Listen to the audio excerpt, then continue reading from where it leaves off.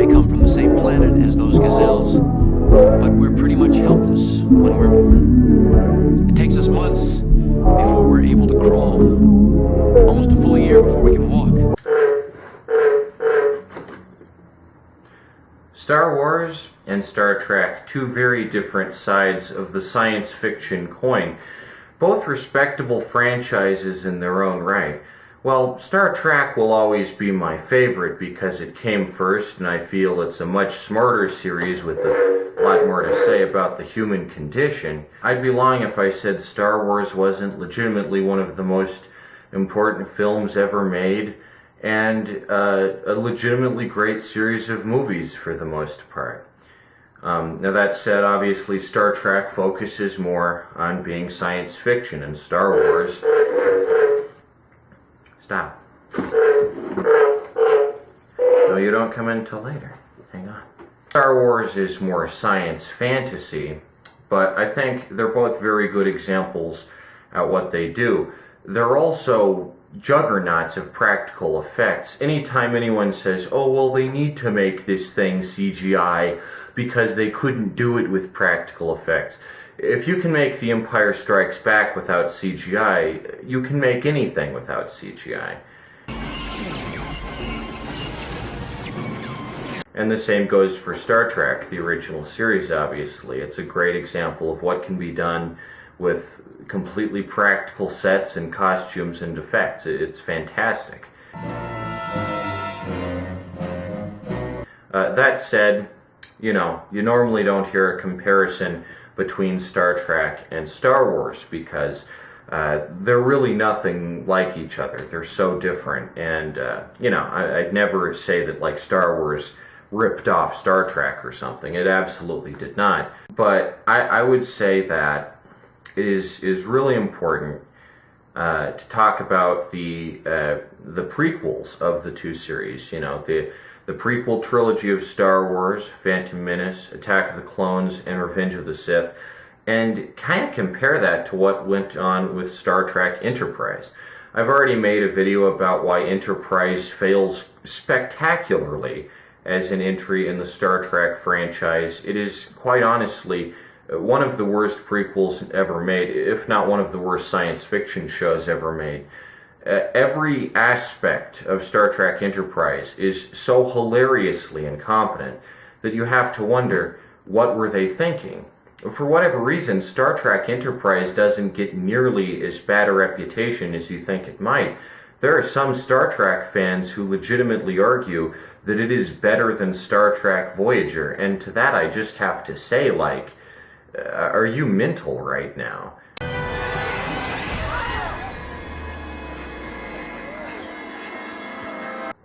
Star Trek Enterprise is an embarrassment to what Star Trek stands for.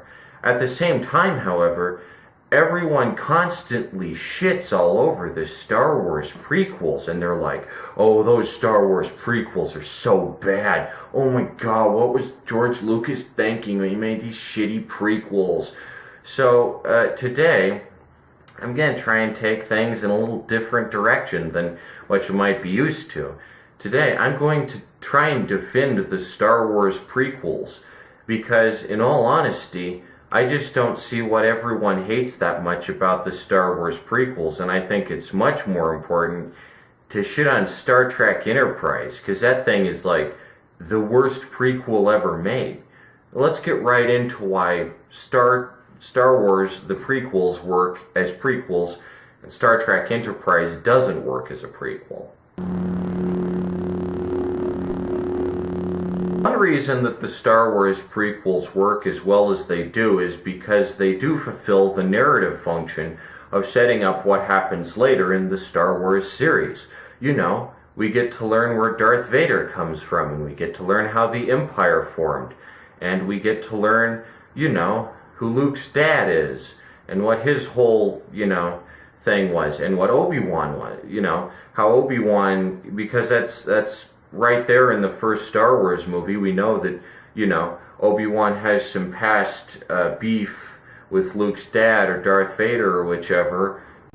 Before the dark times, before the Empire. And, the prequels provide that for us. I think it's very important to notice that the prequels aren't really meant to be movies to watch on their own. They're supplemental material, encyclopedic. They're meant to be an add-on to the movies you already watched. If you start episode 4, 5, 6, and then go back with 1, 2, and 3, you'll be like, yeah, sure, the prequels aren't as good, but they're okay, you know? Like, they're decent. I honestly don't know who, like, hates the prequels that much. They do what a prequel is meant to do. A prequel really doesn't need to be a spectacular movie. You know, a prequel is just there to kind of set up the events of the later film. For what it's worth, the Star Wars prequels do a really good job of that. The central character of Star Wars was, always will be, is Luke Skywalker. The most important event in the entire Star Wars series is when his uncle and aunt get decimated, and he's out, you know, with the Tusken Raiders and Obi-Wan and everything, and he comes to the realization that he's going to need to save the galaxy. That's the most important moment in Star Wars. That's the inciting incident that sets off all the events after it. Nonetheless, it is kind of interesting to know what exactly went on before that. And the fact that they're able to stretch it out into 3 movies is honestly pretty admirable. The sequel trilogy, which is also good, don't get me wrong, I watched all 3 of them. Even though Star Wars is owned by Disney now and I fucking hate Disney, I went to see them because, like, Star Wars is fun. I didn't think the sequel trilogy was as good as the prequel trilogy. Why? Well, mainly because the prequel trilogy, George Lucas is still behind it, and Lucasfilm is still an independent entity. And, like, you know, I feel like the prequel trilogy is close to George Lucas's vision. Now, I'm not saying George Lucas's vision is the best or anything. If I wanted a thought-provoking, you know, deep sci-fi story, I'd watch fucking Star Trek. Every time I see the sequel trilogy, I'm like, is this really what George Lucas would have wanted? I kind of doubt, you know. George Lucas isn't, like, the best filmmaker ever or anything. He's made some duds, you know. He's made, like, Red Tails and flippin' American Graffiti. American Graffiti's fucking stupid. Grab that special one and jump into your candy-colored custom or your screaming machine, cruise downtown and catch American Graffiti. On the other end, though, he's made some really great movies like THX 1138, so you can't expect every movie he makes to be some kind of, like, smash hit, you know. His filmography outside of Star Wars is really very mixed. Like, it's hit and miss with the guy, you know. And I'd say he's not like Steven Spielberg in that, like, pretty much every Steven Spielberg movie is good. He's like, yeah, a few there, you know. Sometimes he hits, sometimes he misses.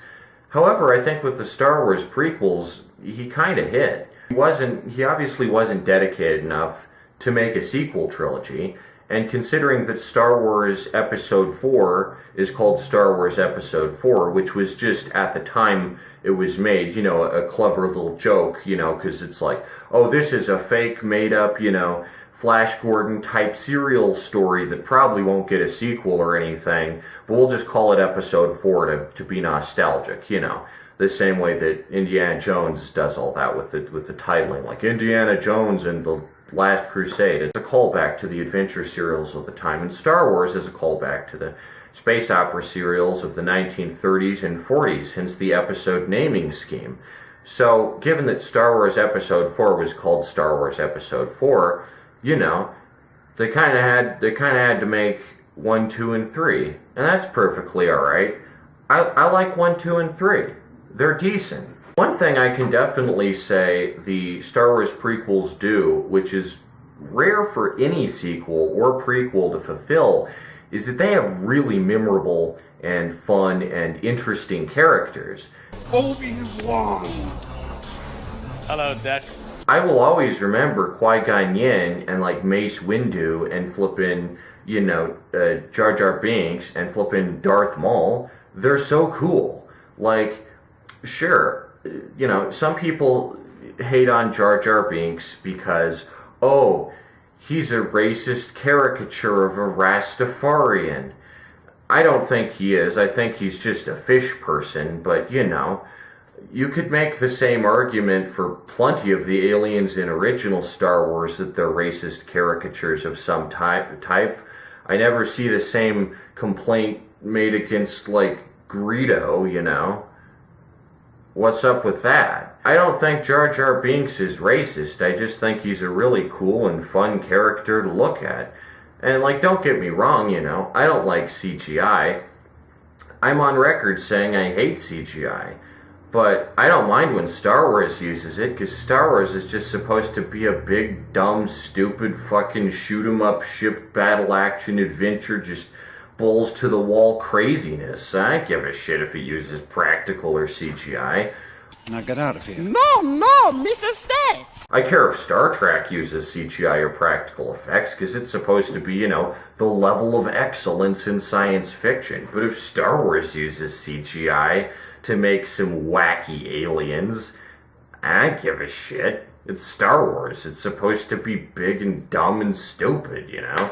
That's just the expectation I have for it. I don't blame George Lucas for using an overload of CGI back in 1999. That was the times. Everyone was high on CGI, and it's not like Star Wars has ever really been a series with that much integrity outside the, you know, the original trilogy. So it's like, and even you could argue that, like, Return of the Jedi isn't that great, you know, the Ewoks and everything. Like, you're never going to get to the level of excellence that you achieved with Empire Strikes Back. So I think, you know, to expect that much out of the Star Wars prequels, you're setting your expectations way, way too high.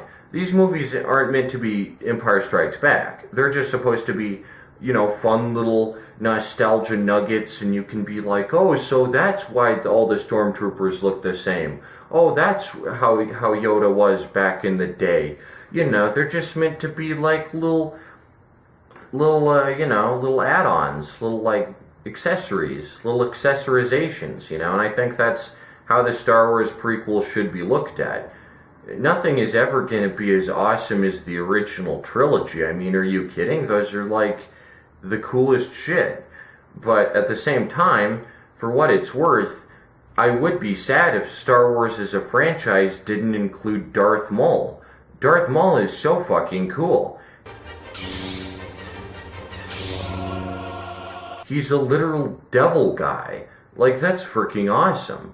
And I think the Star Wars prequels have such cool-ass character design and such cool imagination, because that was before Star Wars got bought out by Disney and became a commodified product. Well, admittedly, it was kind of already like the world's biggest sci-fi franchise and a big commodified product, but it took risks, which is something I don't think the sequel trilogy is able to do, because, you know, it's focused on making as much money as possible. You could argue that the Star Wars prequels focused on making as much money as possible with all these little callbacks and references, but they also tried new things. So if you appreciate novelty in filmmaking, you should like the Star Wars prequels, because that's what they're doing. They're trying a ton of new shit. What you got here is a Camino saber dart. And whether that works or not is up to you, but you'd be in denial not to argue that the Star Wars prequels aren't very experimental in what they try and pull off across 3 flippin' movies, and they're pretty good. One aspect of the Star Wars prequels I think often gets overlooked is that I was born in 2002, so for most of my childhood, up until The Force Awakens was announced, the Star Wars prequels were the most recent entry in the Star Wars franchise, and they were really all anybody had to go off of for more than a decade. And I think this often gets overlooked. You know, the large gap between the prequels and The Force Awakens. I wasn't going to watch that Clone Wars cartoon. That thing looked like shit. I wasn't going to watch the fucking Star Wars Rebels cartoon. Like heck, I was going to watch the flipping movies, because Star Wars works as a movie. It doesn't work as a freaking cartoon or a freaking TV show. This is why the recent, you know, Disney Plus garbage that's been hashed out, the flipping Book of Boba Fett and the Mandalorian, Star Wars is supposed to be an episodic serial with 9 episodes. You know, they can make episodes 11 and 12 and shit, but they work as movies. They don't work as a show. You know? And the same went for the Clone Wars show. It's literally nothing. The CGI on the Clone Wars show is way fucking worse than in the prequels. Like, it looks fucking stupid. All these, it turns the Star Wars universe into this stupid cartoon. And not a cool cartoon, like the cartoon in the Star Wars Holiday Special. What about me? I'm going to shake apart. No, we're talking a stupid frickin' blocky, polygonal, frickin' computer animated dumpster fire. I'm not sure what to think of your new ally. And don't even get me started on the Star Wars Holiday Special. Nobody has any right to be that upset about a fucking, like, variety special about Christmas with Star Wars characters. Oh, they have Christmas in the Star Wars universe? How dare they? Oh my gosh, oh no, it's Wookiees celebrating Christmas. I think for the most part, like, a lot of Star Wars fans tend to be way too analytical and, like, critical of a series which is, in effect, a giant, like, symbolic, you know, it's not like a realistic series which needs to have scientific consultants and adhere to the laws of physics in our galaxy, because it's set a long, long time ago in a galaxy far, far away.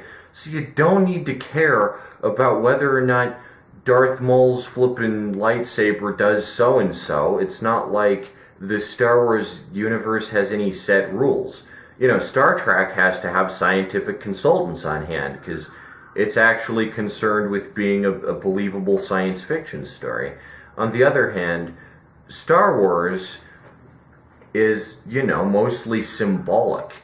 And unlike in Star Trek, where the characters are, you know, you really care about the characters, you can really get invested in them because they're so well written and they're like the backbone of the story. In Star Wars, the characters are more symbolic archetypes, you know, kind of psychological ideas rather than actual people. They are like representations of, you know, legendary, mythic, you know, stuff. Star Wars is a very different franchise, and you can't care about the characters that much because Star Wars is about the fulfillment of fate and destiny. You know, the like order of the universe. The Force, the dark side, and the light side have to be in balance. It's all about like the fulfillment of prophecy. Like, and nothing does that better possibly than a prequel trilogy which shows exactly how all the dominoes fell into place to create the events of the later movies. He taught his apprentice everything he knew. Then his apprentice killed him in his sleep. You know, Emperor Palpatine's rise to power and Count Dooku and all this, and Order 66. It's all very important to the thematic elements of Star Wars as a story. Now contrast this with Star Trek, which is a series set where the characters have free will and can essentially, you know, they're much more like morally gray. There's no dark side, there's no light side. It's a realistic interpretation of the universe where there are just hundreds of thousands of planets, and all the planets have different morals and ethics and guidelines and cultures. I'm a people person. I like interacting with my customers like you and I are doing right now. You know, Star Trek, I would say, does not get nearly enough criticism when it screws up. Star Trek Enterprise has to be one of the worst, like, cases of a show just not giving a shit that I've ever seen. Unlike the Star Wars prequels, which are helmed by literally George Lucas, Star Trek Enterprise was made long after Gene Roddenberry's death. So the franchise literally had nothing to go on by that point. Gene Roddenberry had died all the way back in the middle of Next Gen, and by the point of Enterprise, like, it had no vision. It had no point to exist. I don't anticipate any problems. Well, it's the problems you don't anticipate. Star Trek Enterprise is what killed the franchise so hard that they figured they needed a reboot by J.J. Abrams.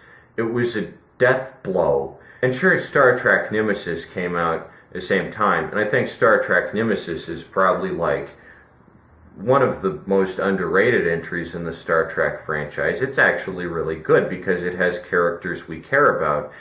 Star Trek Enterprise commits perhaps the worst thing a prequel could possibly do by giving us characters that nobody in their right mind would ever care about. Do you think Trip Tucker is an iconic character that everyone is going to care about? You think he's going to sell a bunch of action figures? I can't do that. Oh wow, it's Ensign Hoshi Sato. Oh wow, this character is so interesting. No, she's not. All the characters on Enterprise are forgettable and stupid and boring. And that's something you just can't say about the Star Wars prequels. They put in effort to make every character and every planet and every setting as iconic and memorable as possible. From the flipping rivers of fire that Qui-Gon and Obi-Wan fight on top of, to the flipping, Coruscant and the Jedi Temple. I mean, those movies are very fleshed out, and they really give a shit about their characters and their setting and their design. Now, it can be argued, of course, that the Star Wars prequels look and feel very different from the original trilogy, and that's to be expected considering there was a gap between the original trilogy and the prequel trilogy. And even then, the sequel trilogy feels completely different from both of them, having been made years after both. All three trilogies in the Star Wars franchise feel very different because they're being made with different technology at different times with different actors. You could not show me Star Wars, Attack of the Clones and tell me it was made in the 70s. It looks like a movie from the early 2000s, late 90s, it just does. The hairstyle that Anakin has and the flippin', look of the technology, it's not like 70s-ish anymore. It's early 2000s-ish now, and that's fine, That's what I expect with a movie franchise. As each successive installment is made, it'll look and feel a little bit different, Even Return of the Jedi feels miles away from A New Hope because they're made a long ways apart and they have very different budgets and, very different, ideas and everything. Star Trek Enterprise, though, I would say is just a cardinal sin against the Star Trek franchise because up until that point, Star Trek had one of the most cohesive looks and feels I think it's possible to get over like a 40-year span. Next Gen looked and felt like Star Trek. It brought back what was so appealing about the original series. Star Trek Enterprise just does not have that. For one, because it's set in a completely different time period that no one in their right mind would even give a shit about. I don't know what it is about Star Trek Enterprise that makes it feel so detached from every other flipping Star Trek show. But some people actually make the argument that it should be grouped into the same area as flipping DS9 and Voyager. And some people say that Voyager is worse than Enterprise, which again, what the hell are you on?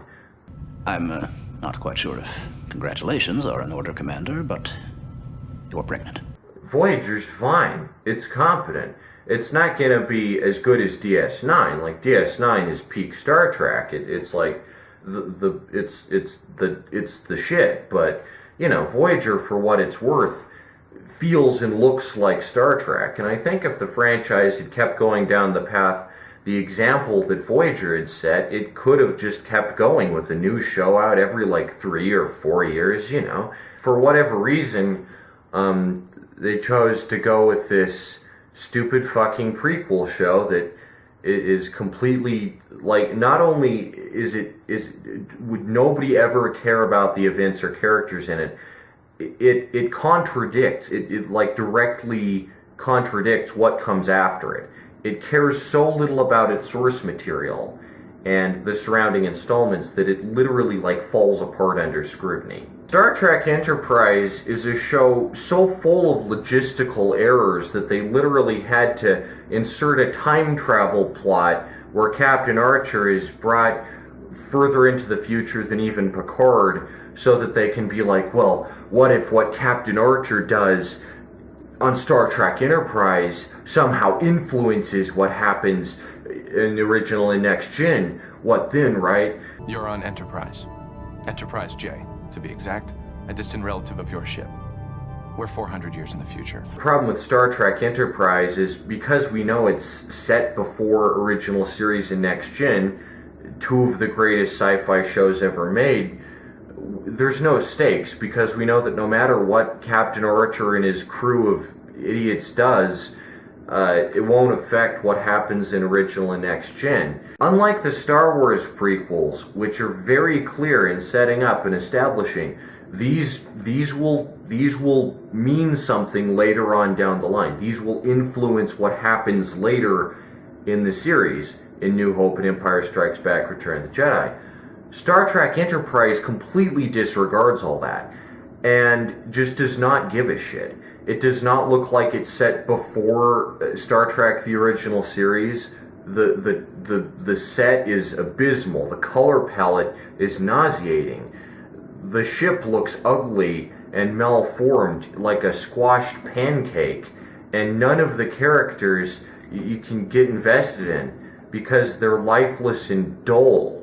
I'm picking up another signal. And I think it's interesting to note that, like, Star Wars and Star Trek kind of had a little, like, dark age around the 2000s. You know, between, like, Star Trek Enterprise and the Star Trek reboot by J.J. Abrams, there was a long period with no new Star Trek. And between Revenge of the Sith and Force Awakens, long period with no Star Wars. But I would argue that Star Wars, being a movie franchise and not a show franchise, really did not require, you know, that much new installments every couple of years. You know, they can take gaps. But Star Trek could not afford to. So I think at this point, Star Trek is so far removed from what made Next Gen and DS9 and Voyager excellent, it's not looking great for Star Trek. Especially with this Lower Decks cartoon. You know, when Picard was first announced, I was like, oh frick, Patrick Stewart's back as Picard? But now I'm starting to notice that everyone is just talking about this fucking Family Guy Rick and Morty looking ripoff thing, which is not what everyone should be focusing on. The flipping cartoon with the stupid joke characters. You know, you should focus on the meat of the franchise. That's like... you know, it doesn't make any sense. There was a rumor that Quentin Tarantino is going to direct a Star Trek movie. Thank gosh that never happened. That would have been fucking awful. Stay away from Star Trek, Quentin. Thank you. Who directed it? Who directed it? Who directed it? Who directed it? Who directed it? Anyway, I think Star Trek Enterprise is a fascinating show in a lot of ways, in just how poorly it handles the series it's trying to adapt from and take inspiration from, and through some kind of insane coincidence, it gets everything so embarrassingly wrong that it, like, dealt a death blow to the whole franchise. You know, by the time Nemesis came out, people were saying, well, this series is suffering from, like, franchise fatigue. It's so tired and stale at this point. And I wouldn't really agree with that. I think if Star Trek had just set a show a couple years after Voyager, the same way Voyager set a couple years into DS9 and DS9 set a couple years into Next Gen, it could have kept going for like 10 more years, at least. Who doesn't want to just see a succession of what happens next? Star Trek being a series that is not about fate or, you know, the ways in which the rules of the universe interfere with our free will. It's literally about free will. It's about the conquering of space by humanity, you know, the initiative, the drive of people to check out what's out there, you know. I don't believe we can stop. I don't believe we're meant to. Star Trek did not need a prequel because that's never been what Star Trek is thematically about. And I think that's the reason Enterprise fails so fucking hard, because it's just trying to do what Star Wars is doing at the same time. You might say that's kind of a stretch, but it's a possibility that Star Trek Enterprise sees that, Star Wars is doing a prequel, so they're like, why don't we do a prequel for Star Trek and set a show 100 years before Kirk and Spock and all the characters you give a shit about, and make it Dr. Phlox. I don't care what it tastes like. The alien that has 100 wives and hibernates for months on end. The Nobulans. Oh frick. Have you heard about the Xindi? Have you heard about the Sulabons? These guys will refresh new life into Star Trek, baby. And they just don't. Like, nobody gives a fucking shit about the Xindi. You care about the fucking Xindi? Who cares about them?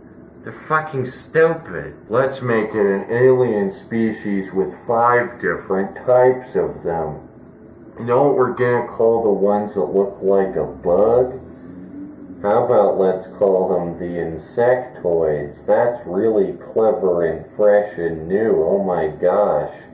We're coming up with the water Xindi? We'll call them the aquatics. Genius. It's hard to imagine 5 sentient species evolving on the same planet. I would say that Star Trek Enterprise is a laughable embarrassment, and to anyone out there who's interested in making a prequel, I think you can look at the Star Wars prequels and Star Trek Enterprise as very good examples of what to do and not to do with a prequel. Ironic. Star Trek Enterprise focuses so much on trying to be its own thing and convincing you as hard as possible that Captain Archer and Dr. Phlox and T'Pol are the most important characters you've ever seen up to this point. Captain Archer is so much more awesome than Picard or Kirk. Of all the captains who will sit in this chair, I can't imagine any of them being more proud than I am right now. He just kept talking in one long, incredibly unbroken sentence. It almost devolves into like a type of self-parody, because Star Trek Enterprise does not understand that prequels should really just be like supplemental material. Like, do you care about what happens before the most important inciting incident in so-and-so's story? Well, here's how that happened. Here's what happened before that. Star Trek Enterprise doesn't try to do that. It tries to say, well, we're our own show and we're going to go our own way, with no regard for the fact that what happens in Star Trek Enterprise must, by necessity, be set chronologically before original series and Next Gen, that what happens in it must affect what happens after it. Star Trek Enterprise is just like, we'll do our own thing, we'll plop the fucking Xindi in here. You know how Kirk and Picard never once mention the Xindi? Even though the Xindi were like this major threat to humanity, who gives a shit? We'll plop the fucking Xindi in here, and Captain Archer met the Ferengis 100 years, 200 years before Captain Picard did. No, they met the Borg too, even though the Borg weren't even anywhere around yet. Yeah, let's plop the fucking Borg in there. Hey, let's get Brent Spiner to play his grandpa, who nobody cares about because he's not building robots. Hey, do you care about Noonien Soong's great-grandpa, who is evil? He was evil, Noonien Soong. Oh.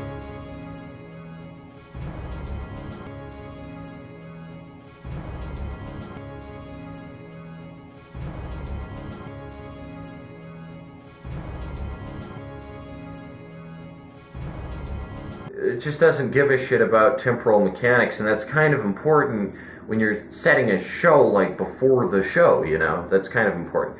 I would say that the inciting incident of Star Trek, like the entire franchise, probably Where No Man Has Gone Before. You know, it's the first time that Kirk's drive as like captain of the Enterprise is really tested, and he has to make a big decision. You know, he's youthful, he's naive, and suddenly his friend is given these crazy powers. You know, he has to make a decision. Where No Man Has Gone Before is a great episode, and it's the inciting incident of Star Trek, pretty much. Watch him. Hang on to being a human for 1 minute longer. Like, Star Trek Enterprise, if you care about it, you just don't know how, like, good writing works. Because with good writing, you know, if you're making a prequel, it has to kind of care about what happens after it, because it's set before that. And the Star Wars prequels do a really good job of that. I'd say another aspect of the Star Wars prequels that makes them more appealing, to me at least, is that they're on VHS, and the sequel trilogy isn't on VHS, so I can get all first 6 Star Wars movies on the format I like, and with incredible sound and picture quality, because they're literally made and packaged by THX. They have some of the best picture and sound quality I've ever seen on VHS. The sequel trilogy isn't on VHS. Incidental for the most part, but a nice perk to the Star Wars prequel trilogy. I think the Star Wars prequel trilogy should be rewatched. I think, you know, maybe in 1999, you know, people would look at it a little different than they might today, because the prequels are pretty good. Like, they are pretty good at setting up the point of, like, Star Wars.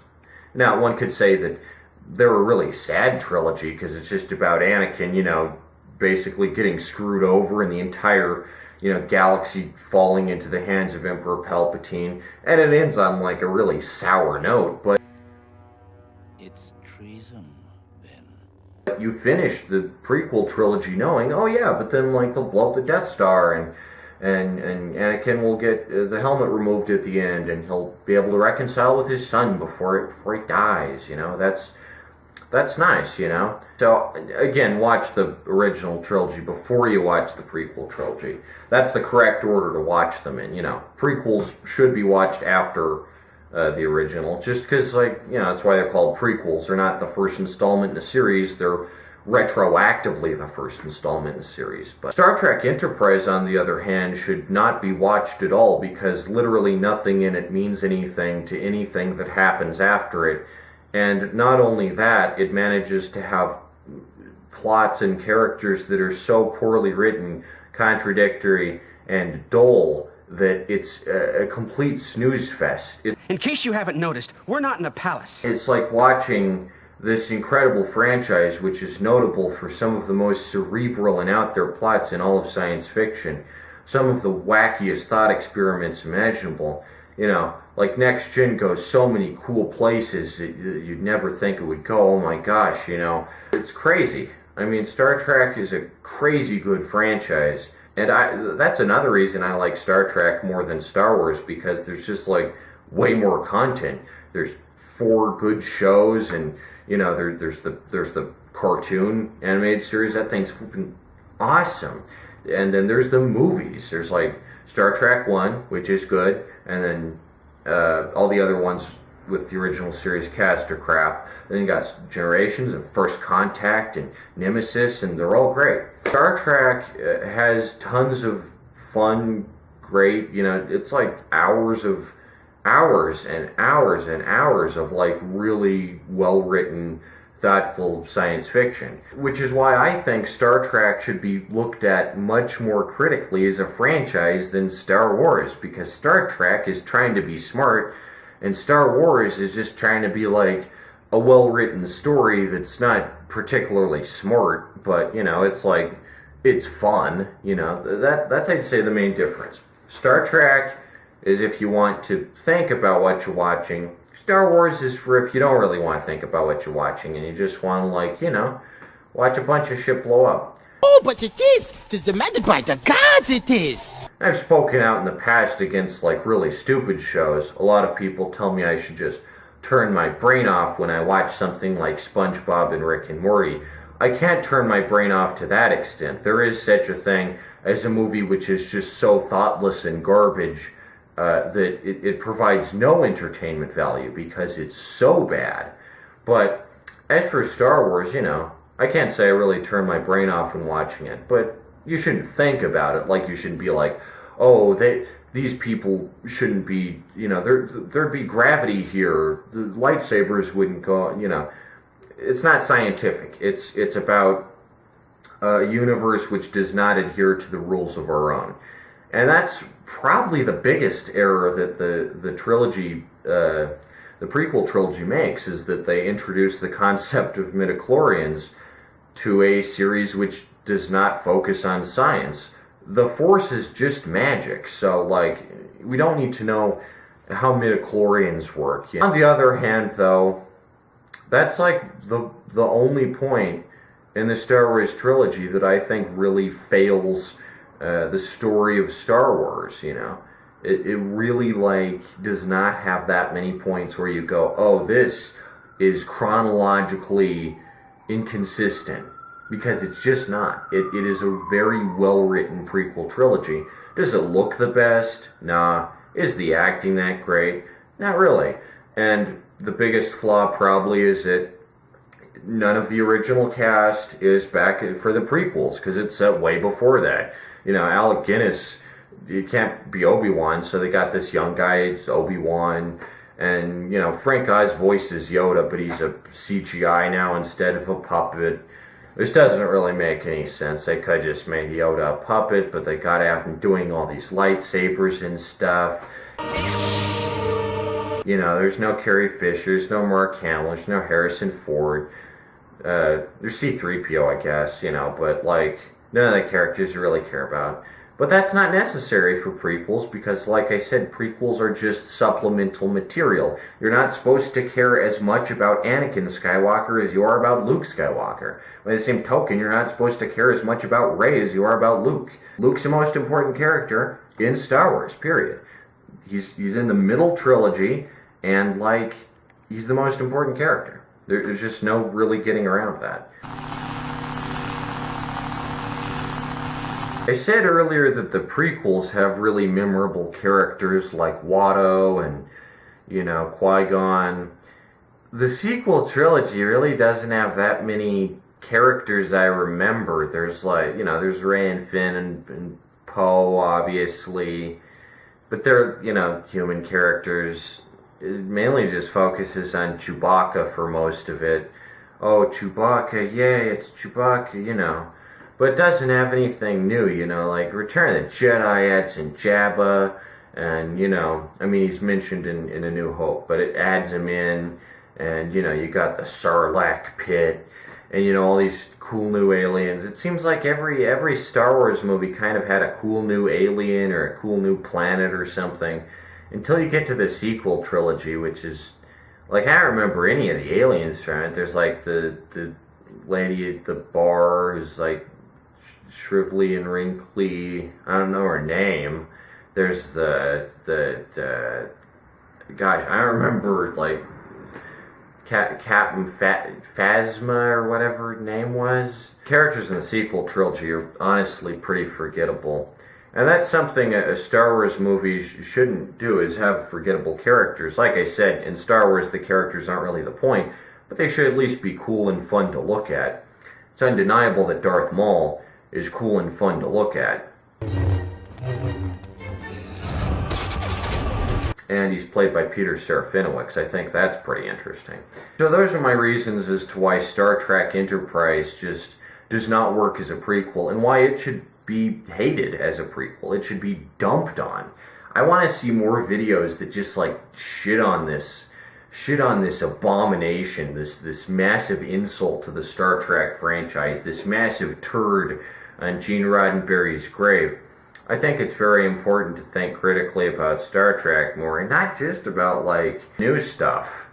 Sure, Lower Decks looks terrible, but Enterprise looks I would go so far as to say Enterprise is a bigger insult to Star Trek than Lower Decks. I just would. Because honestly, I don't see that much. I can't be that angry at a cartoon. Enterprise? it's awful. It's mind-bogglingly bad. You have no idea what you're denying yourself. So the next time you hear someone go, oh, the Star Wars prequels suck because they're not like the original. Star Wars prequels are terrible. You know, just kind of maybe show them this video. Maybe tell them about Star Trek Enterprise. Some people don't even know Star Trek Enterprise exists. That's how huge of a giant colossal dumpster fire it is. I used to not know it existed. It's that bad. Nobody remembers it or cares about it. Maybe that's the worst thing a prequel can be, forgettable. You know, they're meant to be supplemental material, but they shouldn't be forgettable.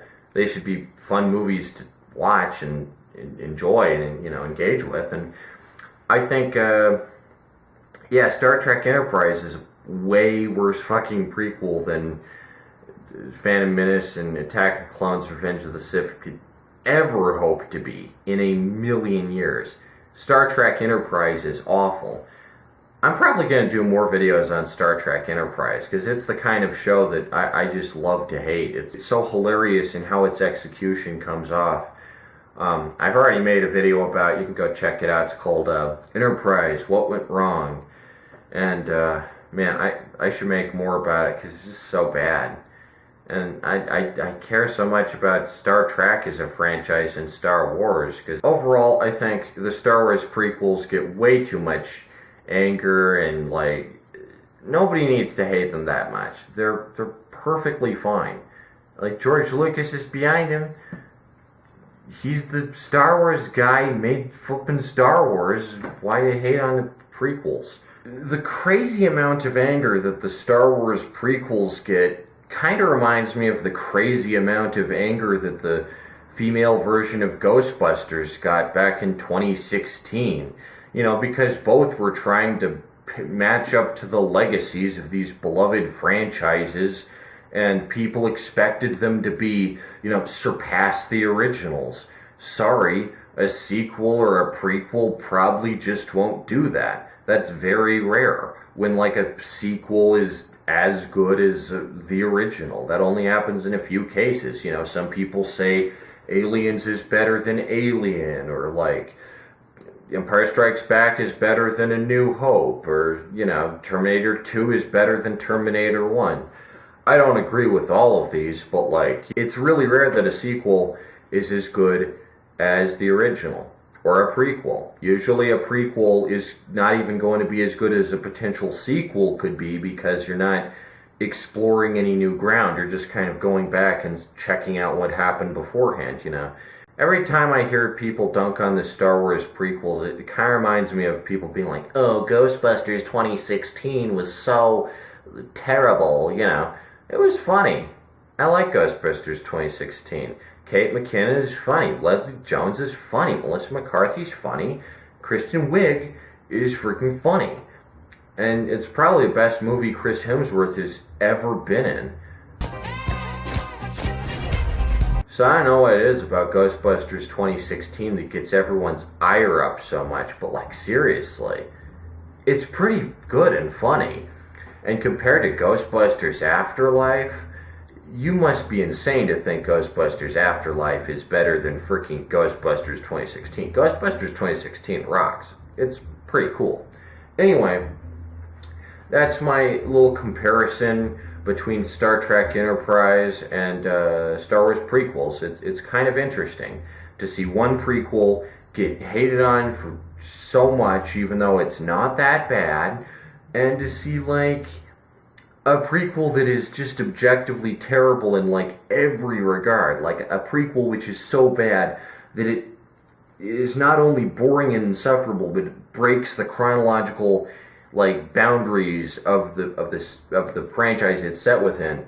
You said it yourself. You won't survive without my help. So it seems to me that I'm the one in charge. It's kind of a tale of two prequels. It's kind of interesting, and it's yet another component of the very fascinating dichotomy that Star Trek and Star Wars present and keep presenting and will probably present until the end of time. It seems like Star Trek and Star Wars are very interesting examples of what science fiction can be. They're very different in tone and style, and you know, they both try new things, but sometimes coincidentally something happens at the same time, and the fact that they both had prequels in the early 2000s I think is kind of interesting.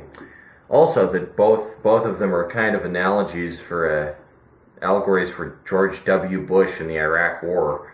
I think that's kind of interesting. Maybe that's why they're not remembered as well, because, you know, they're too like, oh, Emperor Palpatine is George W. Bush. This is how liberty dies. You know, like, it's a little on the nose there. I got Qui-Gon Jinn. This might be why I'm so into Star Wars prequels, because these are really only action figures of Star Wars I got. But they're really cool. They're really, really fun. I got Darth Maul, I got Qui-Gon Jinn, I got Obi-Wan Kenobi, and of course, bet your ass I got Jar Jar Binks. What you got to say, Qui-Gon? Oh yeah, Qui-Gon. I like Qui-Gon. He's pretty fun.